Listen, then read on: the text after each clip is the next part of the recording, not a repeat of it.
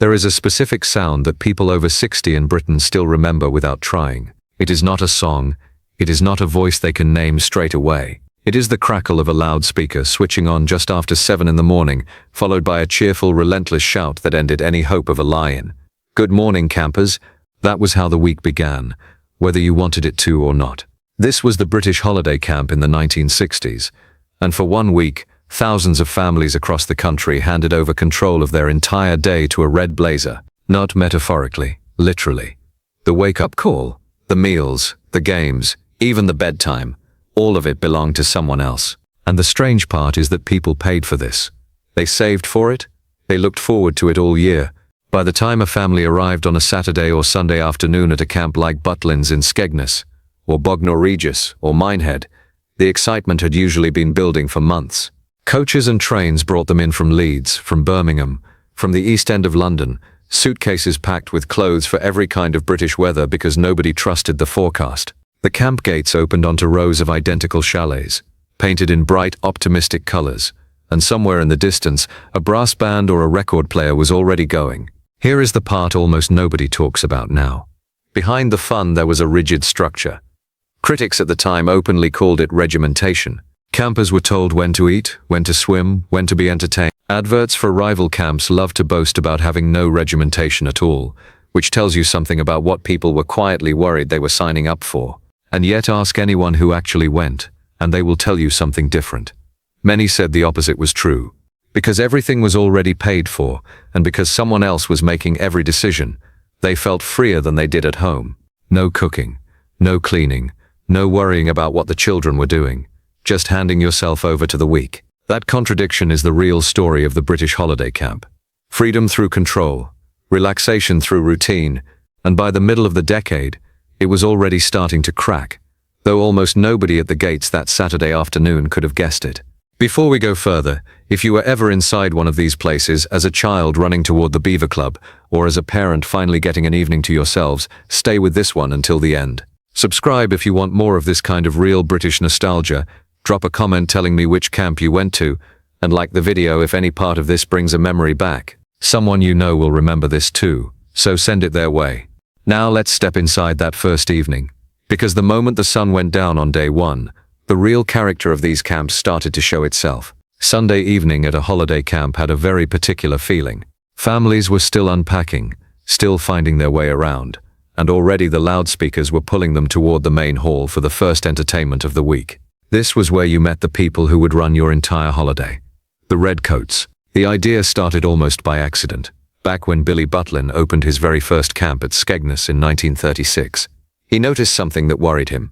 Guests were standing around awkwardly, not talking to each other, some of them clearly bored despite having paid good money to be there. He asked a man named Norman Bradford, who had actually been hired as an engineer to help build the camp, to try to loosen people up. Bradford did it with simple icebreakers and jokes.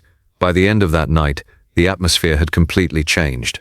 And Butlin realized he needed an entire team doing this job, not just one man. That team needed a uniform, something that would make them instantly recognizable across a crowded camp. Butlin's first idea was a jacket in camp colors of blue, yellow, and white. But he decided it looked too much like a uniform of authority, too official, too stiff. What he wanted instead was a red blazer with white lapels, something warm and approachable. That blazer became one of the most recognizable pieces of clothing in British holiday history, and it is still instantly associated with Butlins today. Other camps copied the formula almost immediately, because it worked so well. Pontins brought in the blue coats. Warner's introduced the green coats. Whatever the color, the job was the same. These young men and women, often barely out of their teens, had to run the children's clubs, judge the competitions, lead the ballroom dancing, and somehow still have energy left for the late show. For many, it became a genuine stepping stone into show business, since working as an entertainer at a camp allowed them to join the Actors Union Equity and build a real professional career from there. A surprising number of well-known entertainers passed through those camps as young redcoats or performers before anyone outside the gates had heard their names. It was, in its own way, one of the most important unofficial training grounds in British entertainment during that era, hidden inside something as ordinary-looking as a family holiday camp. But if you think the job was all smiles and sing-alongs, wait until you hear what these same redcoats were expected to do after the lights went out. because that part of the job tells you far more about what these camps really were. Monday morning arrived the same way every single morning at camp arrived. With a shout. Radio Butlins, or whatever the camp's own internal broadcast system was called, crackled to life over speakers mounted around the site, and a voice called out that unmistakable line, "Good morning, campers." Whether the sun was shining or the sky was grey and threatening rain, which in Britain, let's be honest, was more often than anyone wanted to admit. Getting ready for the day was not the private, comfortable process people were used to at home. The chalets themselves were simple, sometimes little more than a bed, a small wardrobe, and basic furniture, with the toilets and washing facilities located in a completely separate block a short walk away. That meant an early morning trip outside, sometimes in the cold, sometimes queuing behind other families doing exactly the same thing. Nobody complained about it much at the time. It was simply how the week worked. Breakfast happened in a large communal dining hall, at a set time for everyone at once. There was no lingering over a second cup of tea while deciding what to do with the day. The day had already been decided for you, and it was printed on a schedule somewhere near the entrance. This is the part where the word regimentation really earns its place in the story, because from the very first meal, the pace and shape of your entire day belonged to the camp, not to you. And yet here is where the emotional truth of these camps starts to reveal itself. For working families in the 1960s, many of whom had never had a proper paid holiday until relatively recently, this loss of control was not a burden, it was a relief. Someone else was cooking.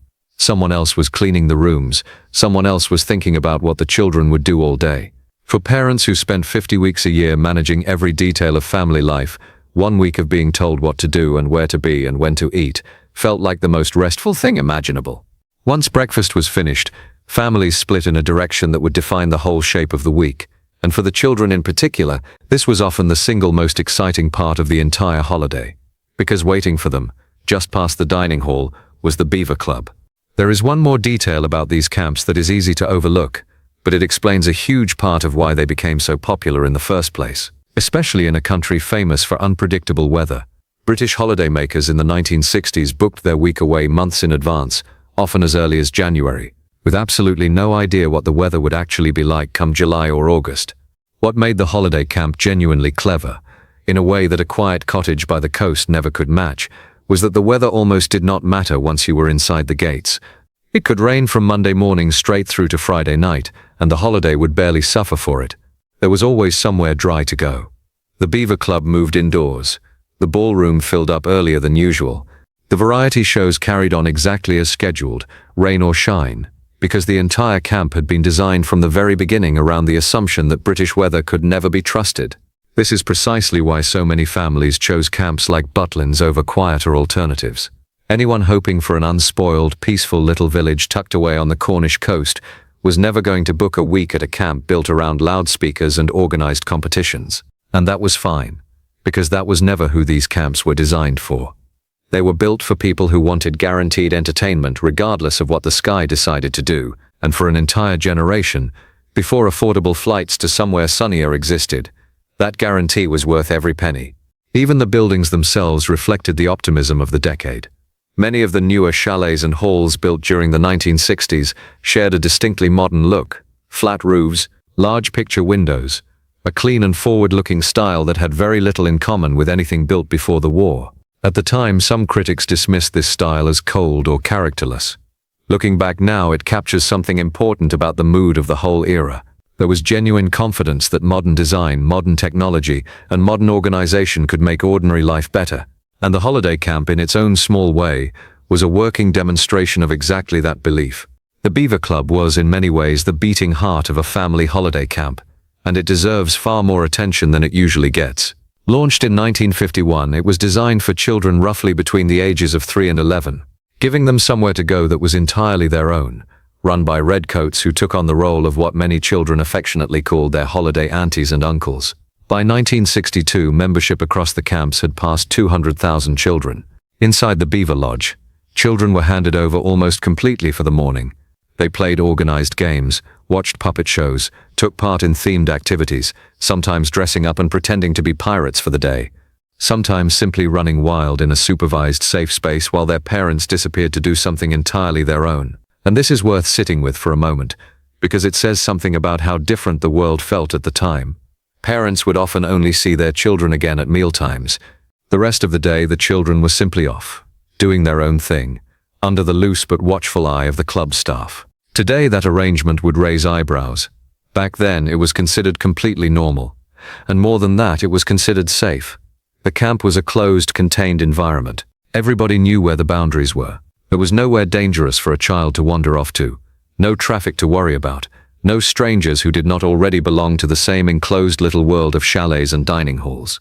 It was, in its own way, one of the last widely accepted examples of that old idea of childhood freedom. The kind where children were simply let loose to entertain themselves. For the parents, this was pure gold. An entire morning, sometimes an entire day, with almost no responsibility.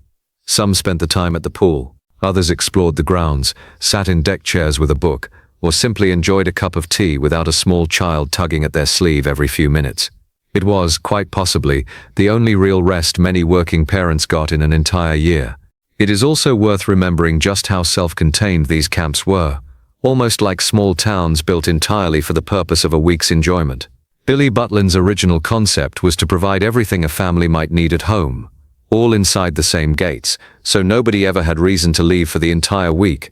There were hairdressing salons for both men and women, proper coffee bars for those who wanted somewhere to sit and chat away from the noise of the main hall, a post office for sending postcards back to relatives who had stayed behind, and gift shops selling souvenirs to take home as proof of the week you had just had. Religion had its place too. From 1946 onward, camps made provision for worship, working with the Church of England to provide a chapel on site, with some locations even offering services for Roman Catholic guests as well. It is a small detail, but it says something about how thoroughly these camps were designed to function as complete, temporary communities rather than simple accommodation with an entertainment schedule attached. The most enduring physical souvenir, though, was always the camp badge, first issued all the way back in 1936 and continued for decades afterward. For many children, and plenty of adults too, collecting a new badge every single year became a quiet tradition of its own, pinned proudly to a jacket or kept safely in a drawer, small physical proof that you had been part of something. Neighbors back home would compare collections, almost as a form of gentle holiday bragging rights, each badge a tiny marker of exactly which years and which camps your family had visited. All of this, the salons, the coffee bars, the chapel, the badge, adds up to something bigger than a simple list of amenities. It shows just how completely these camps understood their guests. They were not simply selling accommodation by the seaside. They were selling an entire temporary world, one where every ordinary need of daily life had already been provided for, so that the only thing left for a family to actually do, for one full week, was enjoy themselves. Afternoons at a holiday camp meant one thing above all else: competitions, and not the polite, dignified kind. These were loud, silly, deliberately embarrassing contests that somehow became the most beloved tradition of the entire holiday camp era, and one competition in particular stands above all the others in British memory: the knobbly knees contest. Men would line up on stage, trousers rolled up, knees on full display to a crowd of strangers who had, minutes earlier, simply been enjoying an afternoon by the pool. A curtain would often hide the rest of them, so all anyone could judge was the knees themselves, bumpy, bony, sunburnt, whatever they happened to look like. The crowd would cheer, laugh, and eventually decide a winner. Not necessarily based on who had the most unusual knees, but on who got the biggest laugh doing it.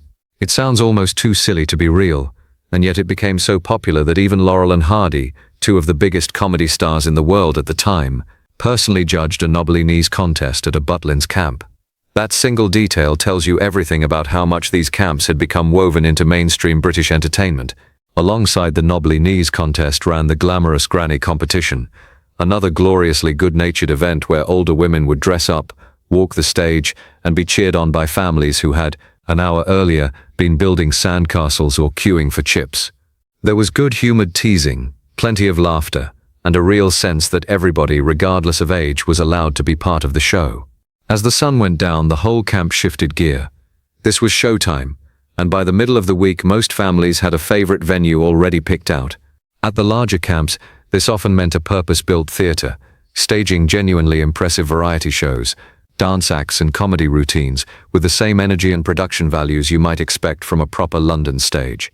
In fact, some of these theaters started life as separate ticketed venues before later becoming fully absorbed into the main camp itself. Big-name stars were booked for entire weeks at a time, performing alongside a resident company of entertainers hired for the whole summer season. As far back as 1947, the theatre at Skegness hosted Laurel and Hardy for a full week of live performances, an extraordinary booking for what was, on paper, just a holiday camp. For those looking for something a little different, some camps even maintained a resident repertory company, performing full-length plays for guests who wanted a more traditional theatrical evening. And for people who simply wanted somewhere calm to sit with a book or a newspaper, reading rooms had existed since the 1940s, offering a quiet corner away from the noise. But the evening's real center of gravity was the ballroom. This was where the Redcoats truly earned their reputation, leading dances, hosting sing-alongs, running bingo sessions that could fill an entire hall with concentrated silence followed by sudden shouts of victory. It was loud, it was communal, and it brought together generations in a single room. Now, if any of this is bringing back memories, whether you remember dancing in one of these ballrooms yourself or watching your own parents let loose, make sure you're subscribed so you don't miss the rest of this series on British holiday life. Drop a comment, hit like, and pass this along. Here is the detail that genuinely surprises people when they hear it for the first time. While parents were dancing, drinking, laughing in the ballroom, their children were asleep, alone, back in the family chalet. No babysitter sitting quietly in the corner. No monitor, just an empty chalet and a sleeping child. And this was not seen as neglect. It was built directly into how the entire camp operated. At night, Redcoats would walk the rows of chalets, listening outside each door for the sound of a child crying or waking up distressed. If they heard something, they would step in, calm the child, and in many cases send word to find the parents in the ballroom so they could come back and check on things themselves. This system, informal as it sounds, was exactly what allowed parents to enjoy a full evening out without carrying constant guilt or worry. It was in effect an entire camp built around giving working-class parents something they almost never had access to during the rest of the year. A proper night out, together, without their children under their feet, and without the cost or complication of arranging separate childcare. Try to imagine explaining this system to a parent today. Leaving a sleeping child alone in a chalet, while trusting that a patrolling stranger in a red blazer will notice if something goes wrong. It sounds almost unbelievable now. But at the time, within the enclosed, tightly controlled world of the camp, it worked, largely because everybody understood and accepted the same unwritten rules. This was not carelessness. It was a different set of assumptions about safety, community, and trust, ones that simply do not exist in the same way anymore. This, more than the knobbly knees contests or the ballroom dancing, is probably the single detail that best captures what these camps actually were underneath all the fun. A tightly managed, almost invisible support system, quietly making it possible for ordinary families to feel, for 1 week a year, like they had a genuine holiday rather than just a change of location with all the same responsibilities attached. And while this quiet arrangement was working away in the background night after night, somewhere behind the scenes, the whole holiday camp industry was already facing pressure that would eventually bring this entire way of life to an end.